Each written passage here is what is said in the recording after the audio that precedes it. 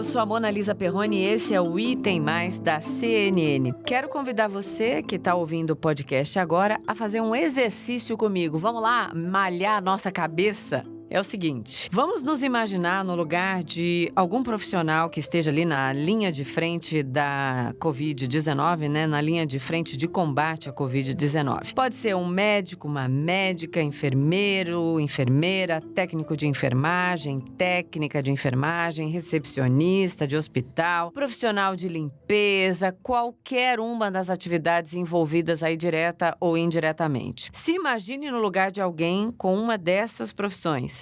Imaginou? Pois é, você está ali todo santo dia, fazendo seu trabalho, mas também encarando a realidade da pandemia, vendo as consequências da Covid-19 com os próprios olhos e talvez ou certamente com medo de infectar seus familiares ou infectar você mesmo. É claro que isso vai te abalar, óbvio, claro que isso afeta a qualquer um. Como fica então a sua cabeça?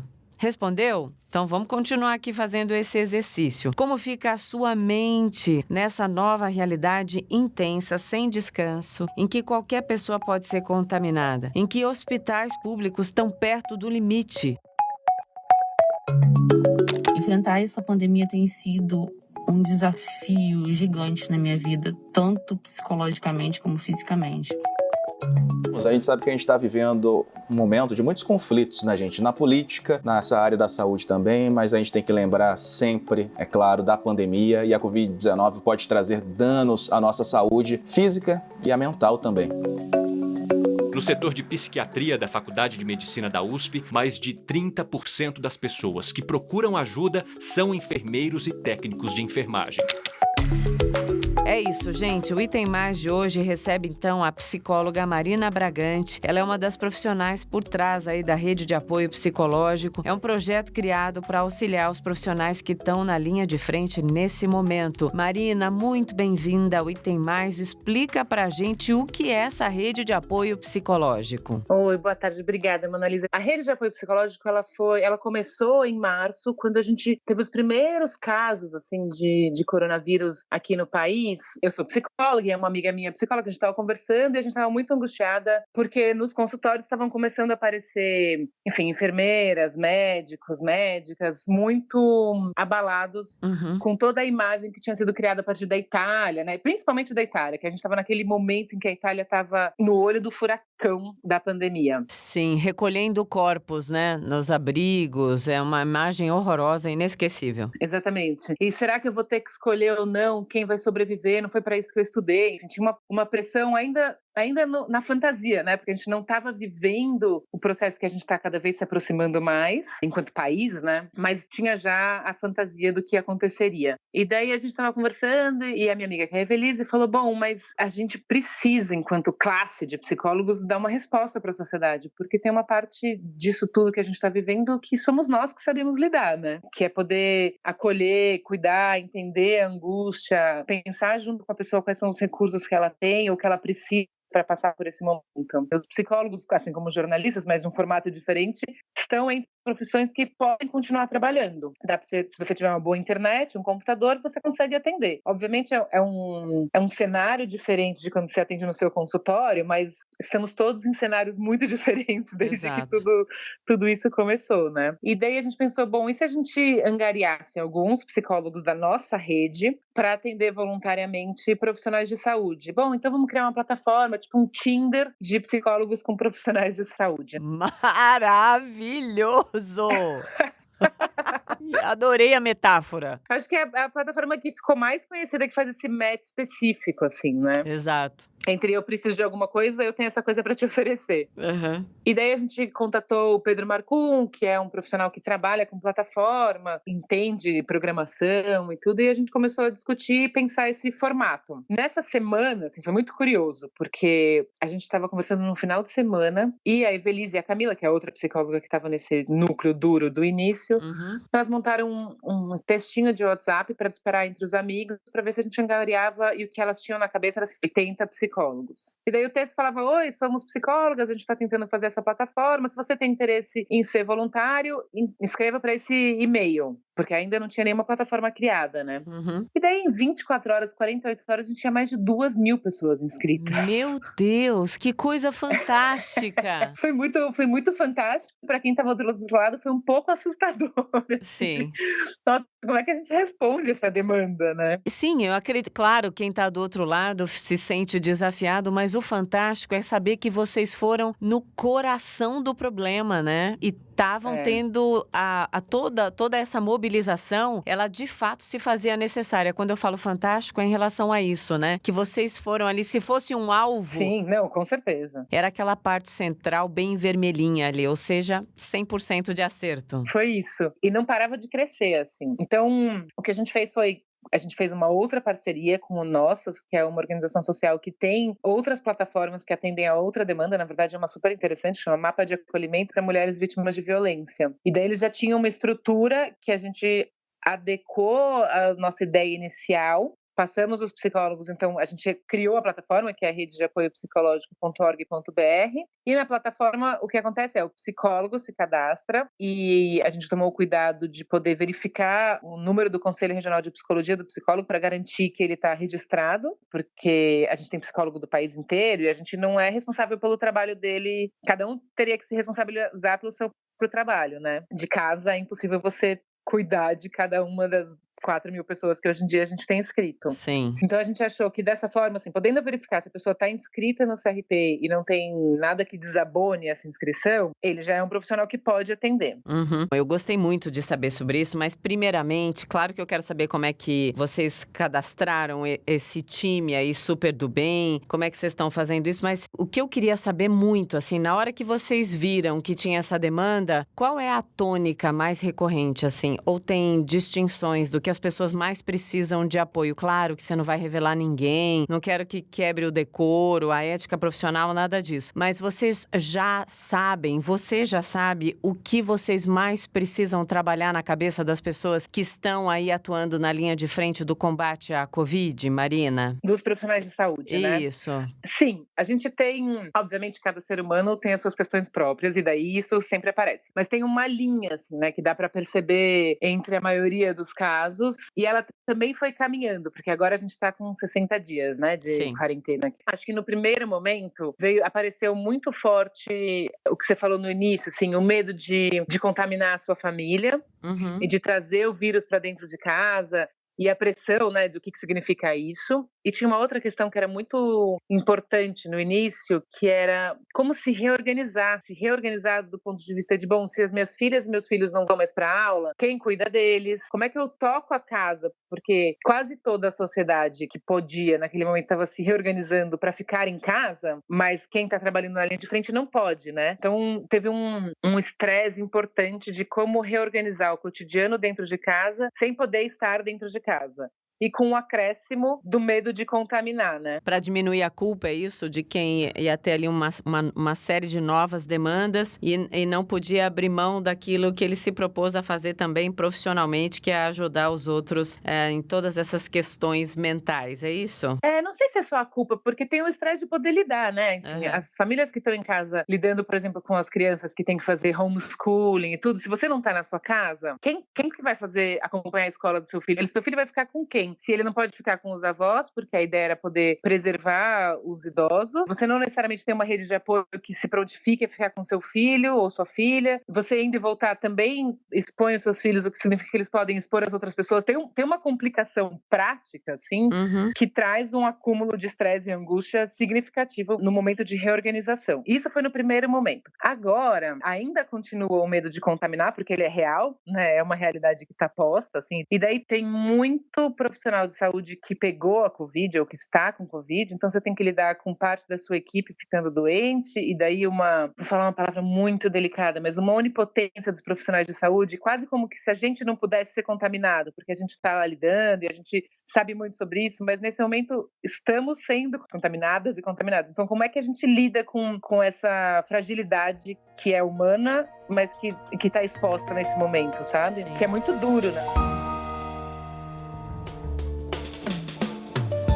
A gente tem visto que a pandemia, pelo que as autoridades contam, né, o coronavírus vai fazer parte da vida da humanidade por um bom tempo, né? Mesmo que aconteça aquela imunização de rebanho, que é grande parte das pessoas ter contato com o vírus e não desenvolver a doença ou desenvolver em menor grau, vamos dizer assim, é claro que as decisões em relação a isso, elas são muito difíceis, especialmente para quem está aí combatendo tudo isso, né? Agora, e como é que foi para vocês decidirem horário de trabalho, por exemplo? Já que a demanda é tão grande, como é que está sendo, né, para pensar em escalonamento de trabalho? Porque eu acredito que tem que ter turno madrugada, horários flexíveis. Como é que tá isso? Tô curiosa. A plataforma, ela tem a proposta de ser muito democrática. Então, os psicólogos inscritos, quando faz o match, né, faz o encontro do psicólogo com o profissional de saúde, eles se combinam o horário que eles vão se encontrar. Então, a gente manda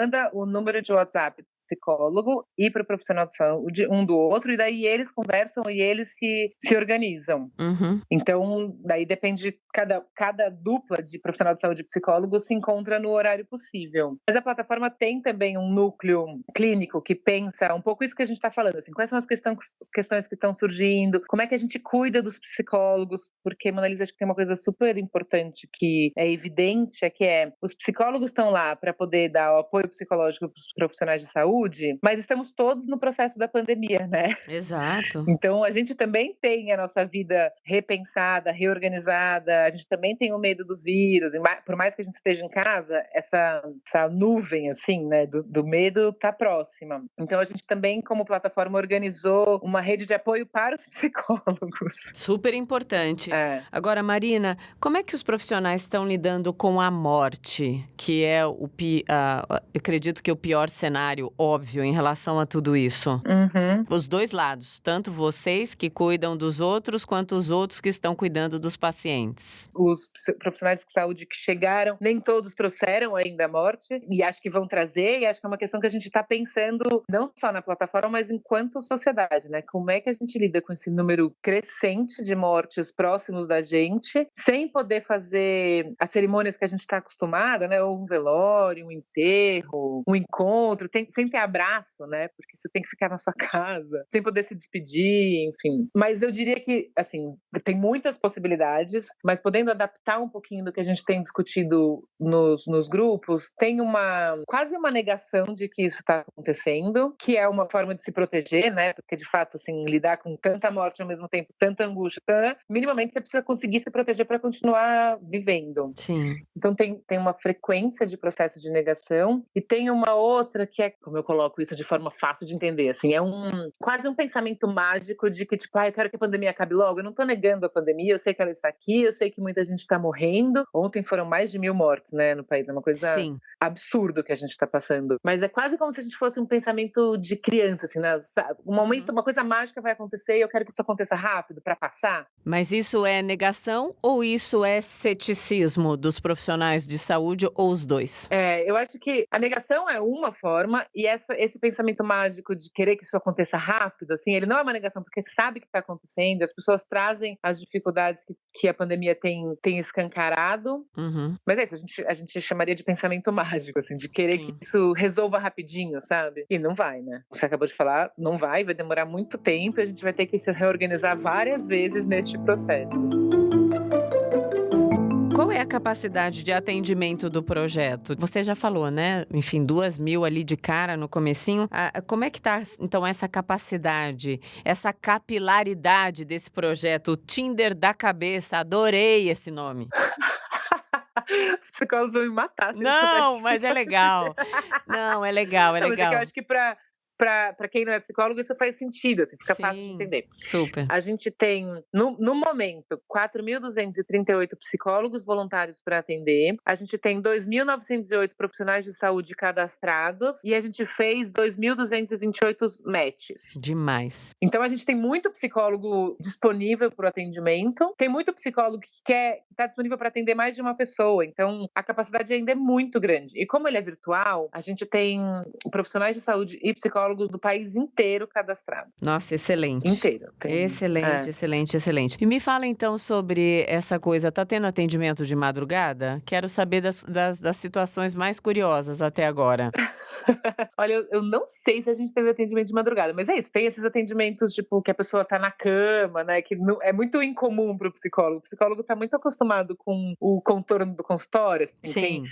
aonde o paciente senta, aonde eu estou, o que ele vê, o que eu vejo, tudo é muito pensado dentro do cenário da sala do psicólogo, né? Uhum. E o atendimento virtual expõe a gente para outra realidade. Sem dúvida. Então é isso, tem gente que começa a sessão, abre o Zoom, sei lá, o Hangout, qualquer uma dessas plataformas, Uhum. mas tá no celular falando com outras pessoas, que é incomum pra gente, e que traz dados, né? Tem gente que tá deitada, tem gente que tá no hospital doente de Covid. Sabe o que eu queria saber também, Marina? Você já falou dessas situações aí pouco típicas, né? Porque o momento é atípico e será por um bom tempo. Vocês estão atendendo até agora, não sei se você tem a resposta para isso, vários tipos de profissionais, direto ou indiretamente relacionados à saúde? Eu não estou falando só de médico, enfermeiro, estou falando de maqueiro, pessoal de limpeza. Já tem essa demanda também? Esse pessoal tem procurado serviço ou ainda não? E agora é uma ótima oportunidade para chamar a galera. Nossa, que bom que você perguntou, porque ainda não na quantidade que a gente gostaria. A gente tem muito mais médicos ou médicas, enfermeiras ou enfermeiros, ou auxiliar de enfermagem. E quando a gente pensou a plataforma, tinha a ideia de poder democratizar. Então, no nosso entendimento, profissional de saúde é todos aqueles que são responsáveis por manter o sistema de pé. Então, a faxineira ou o faxineiro que estão lavando e tendo certeza de que as salas estão limpas, quem faz a comida no hospital, porque todas essas pessoas estão expostas à maioria das coisas que a gente falou aqui, né? Então vai lá, faz o chamamento para esse pessoal, elenca todo mundo, vai lá, aproveita, porque esse pessoal precisa tanto, uma palavra que conforte o coração. Exato. E dê um pensamento mais limpo. Não é limpo de asepsia, é limpo de clareza. Toda vez que eu tô ficando meio pirada com essa cobertura, porque jornalista tá doido também, tô reivindicando um Tinder de cabeça para jornalista agora. Pronto, falei. Eu penso assim, Mona Lisa, bota a ideia limpa na sua cabeça, direta, clara, porque daí parece que eu tiro os atalhos. Mas vamos lá, Marina, faz o chamamento para essa galera. Pra gente é assim, desde quem tá dirigindo a ambulância, que é fundamental nesse processo, é bem-vindo. Quem tá fazendo o cuidado com a comida, com a limpeza. A gente entende que profissional de saúde pode ser, por exemplo, assistente social que tá trabalhando na rua, os moradores em situação de rua e que tá exposto e que tá cuidando da saúde deles também nesse momento. Então é muito amplo a possibilidade de gente que a plataforma se pretende a dar um apoio psicológico. Nossa, espetacular. Maqueiro, você falou coisas que eu nunca nem tinha pensado, assim, porque eu sou psicóloga clínica, né? Uhum. Eu nunca entrei num hospital com um olhar para ver quem trabalha lá. Eu sempre entro no hospital como paciente, como familiar de paciente, que é outro olhar, né? Uhum. Mas é isso, qualquer pessoa que está no hospital, mas não só no hospital, que está atuando para controlar a pandemia, para cuidar de quem está doente ou com possibilidade, é grupo de risco, né? Uhum. E a ideia é que, de fato, a gente consiga garantir que essas pessoas continuem trabalhando e a gente acolha o sofrimento deles. A plataforma traz o reconhecimento de um trauma social, assim. É um sofrimento que está muito presente na vida dessas pessoas e na sociedade. E é um momento crítico, mas também pode ser um momento de oportunidade para pensar relações anteriores, porque é tudo atravessado, né? Nós somos seres humanos com uma vida. A pandemia não acontece paralela à vida, ela acontece na nossa vida, e aí expõe algumas relações que já estavam ruins, Isso. vítimas de violência, né? A gente tem visto como cresceu o número de mulheres vítimas de violência, mas é tudo junto e misturado, né? É uma sociedade inteira passando por esse processo. Exato. Agora, Marina, então vamos lá, aproveitando de novo, vamos dar o serviço para quem está ouvindo e falou, eu quero, eu preciso. Como é que faz para o pessoal entrar em contato, então, com essa rede de apoio psicológico? Eu vou falar de novo, ó, o Tinder da cabeça, vai dar match, você vai ser apoiado.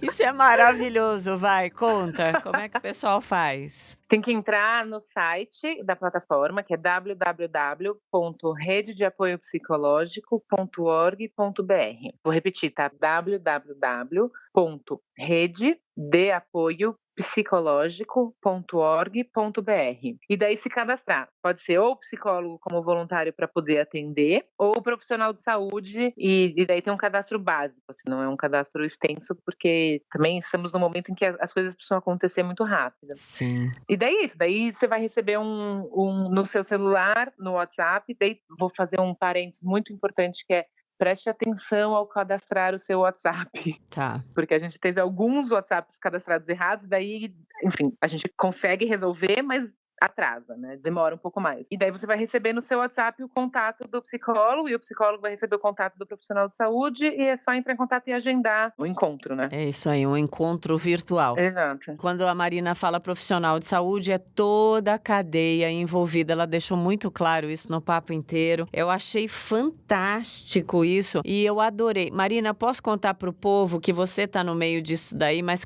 posso contar a sua especificidade ou não? Você deixa ou não deixa? Deixa, claro, morro de orgulho.